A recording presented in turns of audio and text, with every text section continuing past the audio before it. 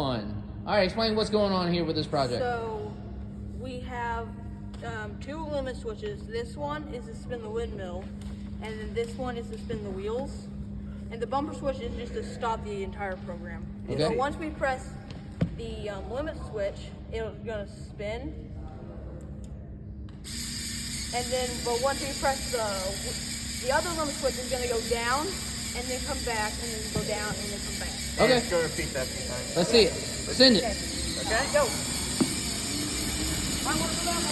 It uses chain drives to move not only tires, but also the windmill itself.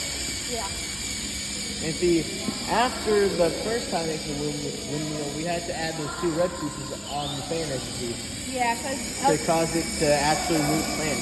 Oh, I got you. Okay. Yeah. So you got this on repeat? Yeah. Yep. It's going to go back and forth. So now. Oh, also, mind your feet. Mind your feet, Yeah. or they'll get cleaned up by the This is like Yeah, the battle bot. This is like the Roomba that's so dangerous that it wasn't even sold. Yeah. Very nice.